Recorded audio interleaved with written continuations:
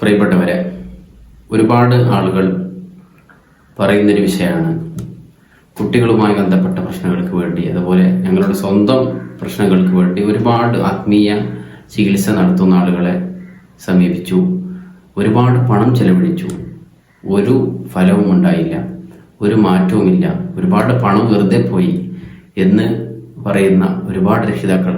അപ്പോൾ യഥാർത്ഥത്തിൽ നമ്മൾ ഇത്തരത്തിലുള്ള പ്രയാസങ്ങൾ കുട്ടികൾക്കോ അല്ലെങ്കിൽ നമുക്കോ ഉണ്ടാകുമ്പോൾ എങ്ങനെയെങ്കിലും ഒന്ന് പെട്ടെന്ന് സുഖം ലഭിക്കണമെന്നതിൻ്റെ പേരിൽ ആരെങ്കിലും ചിലപ്പോൾ അവർക്കൊക്കെ അനുഭവം ഉണ്ടായിരിക്കും, ആ പറയുന്നതിൻ്റെ പേരിൽ നമ്മൾ ഓടിച്ചെന്ന് അവിടെ ഒരുപാട് പണം കൊടുത്ത് ഒരുപാട് മന്ത്രിക്കുകയും ഒരുപാട് ചികിത്സ നടത്തുകയും ചെയ്തിട്ട് അവസാനം നമ്മൾ മൊത്തത്തിൽ ഈ മേഖലയെ തന്നെ വെറുക്കുകയാണ് ഒരുപാട് ആളുകൾ.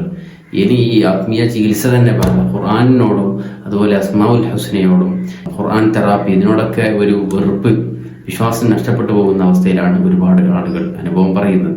അപ്പോൾ യഥാർത്ഥത്തിൽ നമ്മൾ ആദ്യം ചെയ്യേണ്ടത് ഇത്തരത്തിലുള്ള ആളുകളുടെ അടുത്ത് പോകുന്നതിന് മുമ്പ് നമ്മൾ സാധാരണഗതിയിൽ മറ്റുള്ള ശാരീരികമായ രോഗങ്ങളാണെങ്കിലും മരുന്ന് കടയിൽ പോയി വാങ്ങുന്നപ്പോൾ അയാൾ ഒരു വിശ്വസനായിരിക്കണം, അല്ലെങ്കിൽ അയാളിൽ ഒരു വിശ്വാസമുള്ള ആളായിരിക്കണം, പിന്നെ അദ്ദേഹം നിസ്കരിക്കുന്ന ആളായിരിക്കണം, വിശ്വാസിയായിരിക്കണം എന്നൊന്നും നിർബന്ധമില്ല.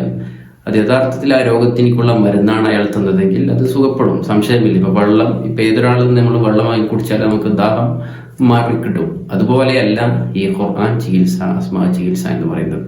ഇതിന് ഒരുപാട് നിബന്ധനകളുണ്ട്. അതുകൊണ്ടാണ് പല ആത്മീയ ചിലപ്പോൾ രണ്ട് പ്രശ്നങ്ങളായിരിക്കും ഉണ്ടാകുക. ഒന്നിരിക്കലും നിങ്ങൾക്ക് ഇത്തരത്തിലുള്ള ദിക്റുകൾ ഖുർആൻ ചികിത്സ നടത്തുന്ന ആത്മീയ ചികിത്സ നടത്തുന്ന ആളുകൾ അവരെ ഭാഗത്തുള്ള അബദ്ധമായിരിക്കാം, അല്ലെങ്കിൽ നിങ്ങളുടെ ഭാഗത്തുള്ള പോരായ്മയായിരിക്കാം. അവരുടെ ഭാഗത്തുള്ള അബദ്ധം എന്ന് പറയുന്നത്, ഇപ്പോൾ ഞാനൊക്കെ എന്ന് പറയുന്നത് കേരളത്തിലെ വളരെ പ്രശസ്തരായ അത്രയ്ക്കും സൂക്ഷ്മതയുള്ള പണ്ഡിതന്മാരുടെ അടുക്കലിൽ നിന്നാണ് ഞാൻ ഈ അസ്മാ ചികിത്സ അതുപോലെ ഖുർആൻ ചികിത്സ പഠിച്ചത്. പക്ഷെ അല്ലാത്ത ആളുകളൊന്നും പഠിച്ചിട്ടുണ്ട്, പക്ഷെ ഞാനത് സ്വീകരിക്കാറില്ല. അതിന് കാരണം ആ പഠിക്കുന്ന സമയത്ത് അവരിൽ നിന്ന് എന്തെങ്കിലും ചെറിയ ഒരു കുറവ് കണ്ടിട്ടുണ്ടെങ്കിൽ അത് നമുക്ക് തൃപ്തിയാകുന്നില്ല. അപ്പോൾ അതുകൊണ്ട് തന്നെ നമ്മൾ ഈ ചികിത്സിക്കുന്ന വ്യക്തി, ഈ ഖുർആൻ ചികിത്സ നടത്തുന്ന ആത്മീയ ചികിത്സ നടത്തുന്ന ആളുകളെ കുറിച്ച് എൻ്റെ ഉസ്താദിനെ പഠിപ്പിച്ചിരിക്കുന്നത് ഏതുവരെ എന്ന് പറഞ്ഞാൽ, അതിനെക്കുറിച്ച് പഠിക്കുന്ന സമയത്ത് ഖുർആൻ ചികിത്സ ആത്മീയ ചികിത്സ പഠിക്കുന്ന സമയത്ത് വരെ നമ്മൾ ഖിബ്ലക്ക് മുന്നിടണം, നല്ല വസ്ത്രം ധരിക്കണം, തലയെക്കെട്ട് ധരിക്കണം, അത്തറ് പൂശണം, ആളുകളില്ലാത്ത സ്ഥലത്തിരിക്കണം, നല്ല വൃത്തിയുള്ള സ്ഥലമായിരിക്കണം, അതുപോലെ ഉളൂ വേണം, അതുപോലെ നമ്മൾ കുറ്റം പറയാൻ പാടില്ല, നമ്മൾ നാവ് കൊണ്ട് ഒരാളെയും, ഒരു അമിതമായ ഭക്ഷണം കഴിക്കാൻ പാടില്ല. ഇങ്ങനെയൊക്കെ കുറെ നിബന്ധനകളുണ്ട്. അതുപോലെ ഈ ഖുർആൻ മന്ത്രിക്കാൻ വേണ്ടി നിങ്ങൾക്ക് അയാൾ തരുന്ന ദിവസം ഏതുവരെ എന്ന് പറഞ്ഞാൽ, ഇപ്പം എനിക്ക് ഒരുപാട് ആളുകൾ വിളിക്കാറുണ്ട് പല വിഷയങ്ങളും. പക്ഷേ ഞാൻ ദിവസങ്ങൾ നോക്കി നല്ല ദിവസങ്ങൾ തിരഞ്ഞെടുക്കും അവർക്ക് പരിഹാരം പറയാൻ വേണ്ടി. അതായത് തിങ്കളാഴ്ചയോ വ്യാഴാഴ്ചയോ അങ്ങനെ നല്ല ദിവസങ്ങൾ നോക്കി ഖിബിലയിലേക്ക് ഇരുന്ന് നല്ല വസ്ത്രം ധരിച്ച് അങ്ങനെ അത്രക്കെ പൂശി എന്നിട്ടാണ് അവർക്ക് ഫോണിൽ വിളിക്കുകയോ അല്ലെങ്കിൽ അവർക്ക് മെസ്സേജിലൂടെ അല്ലെങ്കിൽ നേരിട്ട് വന്നാൽ ആ രൂപത്തിലാണ് പറഞ്ഞു കൊടുക്കാറുള്ളത്. അപ്പോൾ അത്രക്കും വൃത്തിയോടുകൂടിയാണ് ആ കാര്യങ്ങൾ ചെയ്യേണ്ടത് നമ്മൾ. മാത്രമല്ല, ഇത് മന്ത്രിക്കുന്ന സമയത്ത് തന്നെ ഇത്തരത്തിലുള്ള ദിക്റുകൾ ഖുർആൻ മന്ത്രിക്കുമ്പോൾ ഒന്നും ഉണ്ടായിരിക്കണം, ഖിബ്ലക്ക് മുന്നിടണം. പിന്നെ രോഗിക്ക് മന്ത്രിക്കുകയാണെങ്കിൽ രണ്ടാളും സംസാരിക്കാൻ പാടില്ല. നമ്മൾ മന്ത്രിച്ച വെള്ളം അത് ശുദ്ധിയില്ലാത്ത ആളുകൾ പിടിക്കാൻ പാടില്ല, ഉയർന്ന സ്ഥലത്ത് വെക്കണം, അതുപോലെ ശുദ്ധിയുള്ള സ്ഥലമായിരിക്കണം, ഒരു ആളുകളില്ലാത്ത ശബ്ദങ്ങളില്ലാത്ത ശാന്തമായൊരു സ്ഥലത്തായിരിക്കണം. അതുപോലെ വയറ് നിറച്ച് ഭക്ഷണം കഴിക്കുന്ന ആളാകാൻ പാടില്ല ഈ മന്ത്രിക്കുന്ന ആൾ. അതുപോലെ കൂടുതൽ മാംസവും മീനും കഴിക്കാത്ത ആളായിരിക്കണം. അതുപോലെ അങ്ങനെ ഒരുപാട് ഗീബത്ത് നാവ് കൊണ്ട് മറ്റൊരാളെ തീരെ കുറ്റം പറയാതെ ആളായിരിക്കണം. ഇങ്ങനെ ഒരുപാട് നിബന്ധനകൾ ഇതിനുണ്ട്. ആ നിബന്ധനകളൊക്കെ പാലിച്ച് കൃത്യമായി ഖുർആനിൽ പൂർണ്ണമായ വിശ്വാസമുള്ളയാൾ.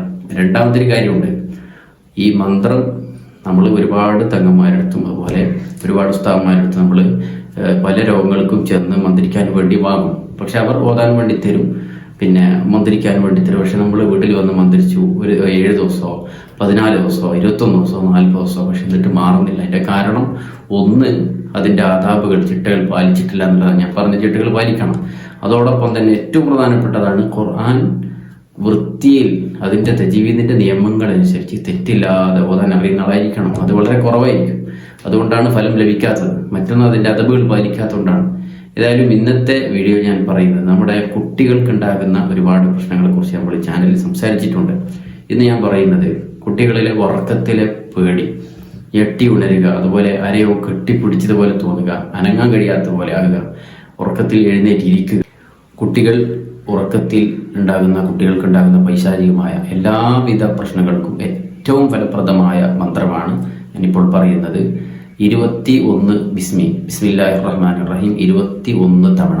അതുപോലെ ഈ സ്ക്രീനിൽ കാണിക്കുന്ന ഈ ദിക്ർ, അഊദു ബികലിമാത്തില്ലാഹി തമ്മാതി മിൻ ഗളബിഹി വശർരി ഇബാദി വമിൻ ഹമസാത്തി ശയാത്തീനി വഅൻ യഹ്ളുറൂൻ ഫവല്ലദി നഫ്സി ബിയദിഹി ലാ യദുറുക ശൈഉൻ ഹത്താ തുസ്ബിഹ വബിൽ ഹരി അല്ലാ യഫൂതക്.